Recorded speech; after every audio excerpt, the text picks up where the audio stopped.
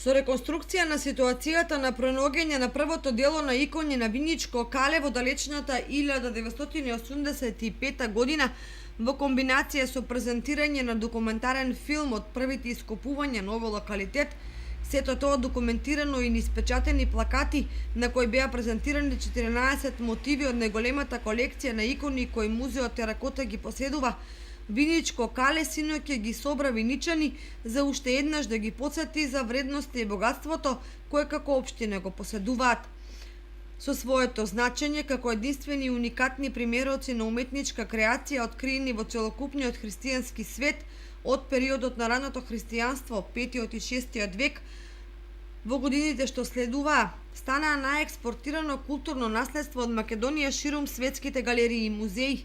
Првите истражувачи и документатори на Виничко кале, доктор Коста Балабанов и Цоне Крстевски, со апел до надлежните, вакви богатства треба да се чуваат. Јас препорачувам тоа да се чува многу сериозно, да се негува многу сериозно, а од оние кои што се задолжени за презентација на ова богатство да внимават и да се чуваат да не прават лажна историја. Зарад тоа што веќе примитив дека одредени работи се комплетно изменети, комплетно предатирани и што е најважно, значајни работи не се споменуваат.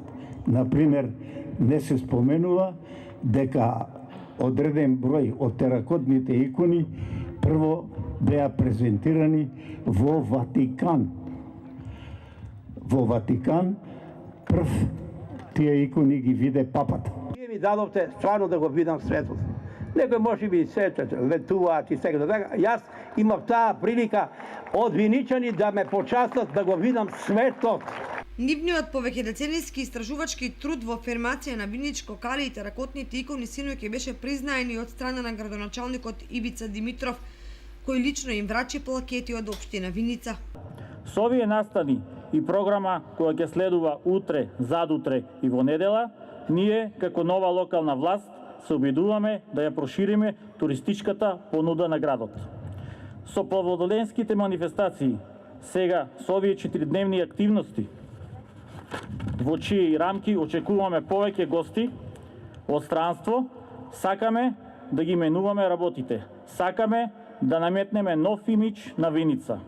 Паралелно со археолошките богатства, заеднички да ги истражуваме и промовираме културните потенцијали на нашиот град, постепено да создаваме понуда која ќе биде атрактивна и достапна за сите возрасти и генерации и се надевам со ваша сестрана поддршка ќе успееме да го подобриме севкупниот амбиент во општината.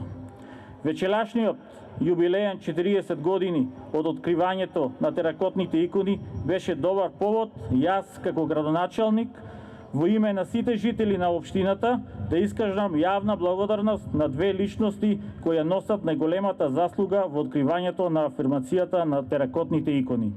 Доктор Коста Балабанов и археолог Цоне Крстев. Целокупниот амбиент на Виничко кале беше надополнет со убавите звуци од инструментите на дуо Даутовски.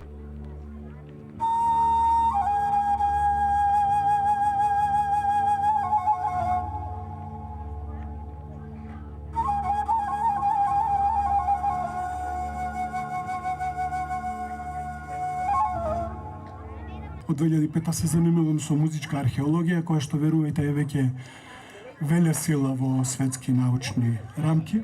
Така да и јас ми преостанува само да споделам со вас ова духовно место. Иначе да кажам, јас сум беровчанец, а ние в Берово немаме такво нешто, така да чујте си го. Програмата по повод одбележувањето 74 години од ослободувањето на Виница продолжува и утре и задутре со меѓународни трки, како и со голем концерт на нокаут утре вечер на плоштадот Ангел Винички.